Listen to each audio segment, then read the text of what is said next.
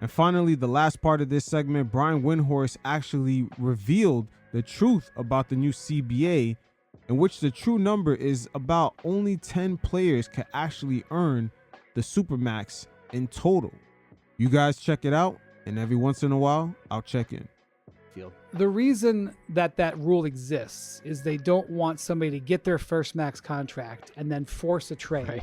And then still get the Supermax. They want you to have to stay through your whole first contract to get the Supermax. And then once you sign the Supermax, you're not allowed to be traded for a year. Yeah, right. So they want to prevent you from even like getting the Supermax and going, ha ha ha, now that I got it, I'm out of here. Well, remember, it used to be too that you can only have 2 guys on per team. That's right. So that went away with this CBA. Right. So, by the way, I had a executive tell me the other day, with the new CBA, there's really only 10 max players in this league.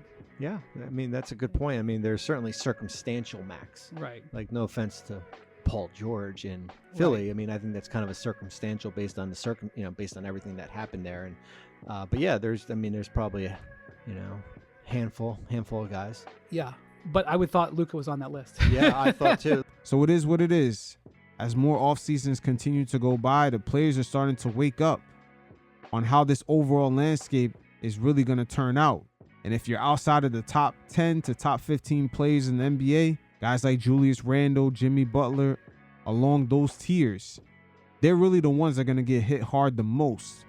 The guys in the middle are the ones that are really going to get the pay bump, even sometimes surpassing the co-stars, the guys who sit in the top 15 to, I would say, about 25 players in the league.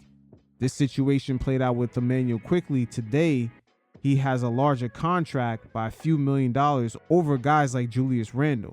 But as the off seasons continue to go by, we'll have a better understanding and have a lot more examples of how teams and GMs are just maneuvering through this overall landscape. The changes are already noticeable, but it's still a little bit too early to judge. From a statistical standpoint, we're heading in a really good direction. Guys are making more money, and the mid-level is not being neglected, and the statistics show it. Although there are some things that can be improved upon in the CBA. Obviously, we talk about the second apron, we talk about aggregating salaries, and there's a lot more player movement right now.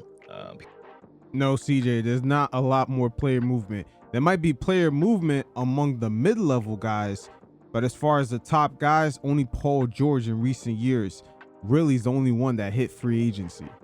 You see, there's a number of things happening right now. You got older stars who are not necessarily aging out compared to other players historically. And at the same time, you have a large pool of global talent coming into the NBA from all the years of investment that they've made throughout the various countries, just coming up with development camps, etc., etc. So there's quite a few things that are culminating at the same time, and it's creating this sort of bubble of too much talent being in the league. That's what we're hearing of expansion talks so much, but that might not necessarily be a good thing, because you never know, the next generation of stars might age out a lot earlier due to all the professionalizing that's happening from a youth standpoint. You see Kevin Durant, LeBron James, Stephen Curry, they're almost like the last of the Mohegans when it comes to guys that are coming up through AAU, but they didn't necessarily at a very young age, almost at a professional level, just become so specialized, like guys like LaMelo Ball and that newer crop of generation that's coming into the league. That's why those guys are breaking down a lot quicker. Even with the second apron, I think it's important to realize, teams on average are spending more than they ever had before. And if you look at what's happened historically with the salary cap, right? With average teams spending, reaching the luxury tax hold, like let's say, there's obviously, some people have referred to it as a hard cap. A hard cap is something that you can't go over. Second apron is... It's basically become a hard cap, CJ. Teams definitely do not want to go over that. It's not even necessarily about the tax dollars. It's just so much restrictions that come from it.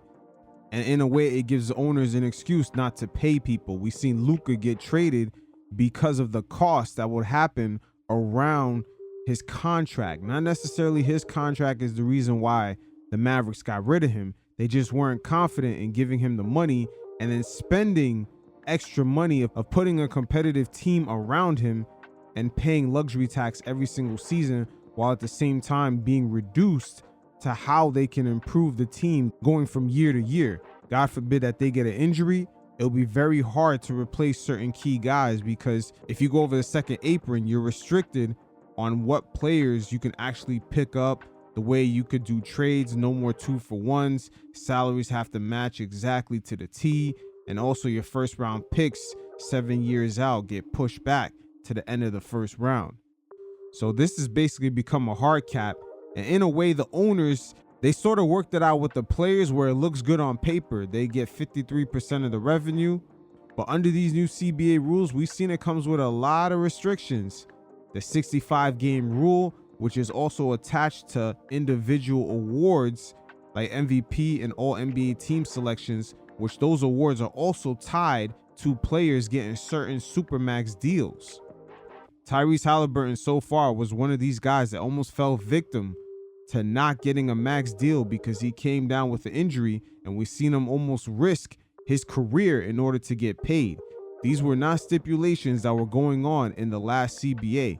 Guys were protected. If they were stars, they got injured during a contract year, they would still get paid. We see certain guys that are top picks, as long as they're performing, they will still get paid. This is no longer the case today. So on paper, a lot of these things look good. Teams are spending more money, but at the same time, teams have a lot of excuses of reasons why not to pay guys. Going back to 2017, the NBA owners were not happy about all that player movement.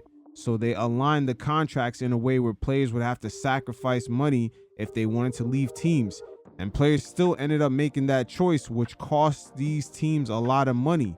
Think about the jersey sales. Now a lot of jerseys have to almost be put up for free or put up for auction, because you got guys like Paul George leaving teams, Kawhi Leonard, etc., etc.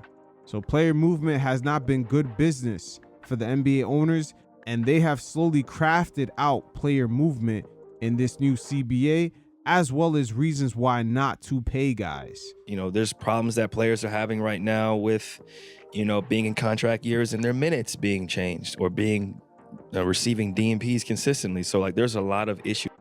AKA Jonathan Kuminga, he's having a lot of issues. Same thing for Cam Thomas. The Nets are leveraging the fact that most teams do not necessarily have the cap space to pay him. So what does restricted free agency really mean for these two players? Does it really even exist anymore? Issues that we have within this league, and the union's job is to try to figure out ways to help people. But I think there's a misconception that players aren't being compensated the same ways they have in the past. That's not true. Guys are making more money than they ever have. The middle class is making more money than they ever have before. But we do need to figure out, you know, how to prevent, like, there's a lot of player movement. Guys are having to leave their teams to get more money. Like other teams are spending money, like Dennis Schroeder, you know. I don't know why CJ keeps saying that. There's a lot of player movement. Paul George is the only superstar in recent years that has hit free agency. For the most part, everybody else had just re-signed their deals. You could even make the argument nowadays you have to almost force a trade in order to get the contract that you want. We've seen Jimmy Butler force a trade to Golden State and get that contract that he wanted. Same thing for Brandon Ingram in a way. Had he not gotten traded, who knows what kind of deal he would have gotten in the open market. And being a second overall pick, in his first opportunity to get a large contract, he barely got a pay bump. And this is with him being a productive player. He may not be an all-star or a superstar, but he's still productive for being a top 2 pick. Normally those guys get a nice little pay bump in that first year of eligibility to get a real contract. There are definitely multiple sides to this equation, but one other side that we have to factor in is also the agents. What are they thinking? Because definitely in today's landscape, even though there's a lot more money, all the factors that will create the optics of scarcity are definitely there. And agents will act on that.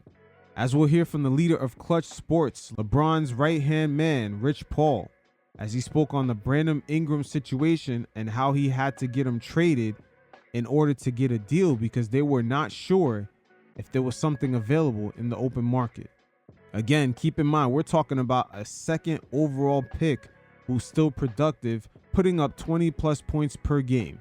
I went through it this year with Brandon Ingram, having him traded from New Orleans and then during his deal during the season with the Raptors. But that's because I felt like had he got to the open market, there was not much opportunity there. So he's making $40 million a year for the next 3 years. That probably wouldn't have been there for him if we get to quote unquote free agency, you know? Damn. He's almost making the same amount of money in his rookie scale deal, and they had to make a lot of maneuvers just to make that happen. With Brandon Ingram, this contract only equals to an 11% pay increase. A player with his stature in the last CBA would have got at least 4x the pay bump.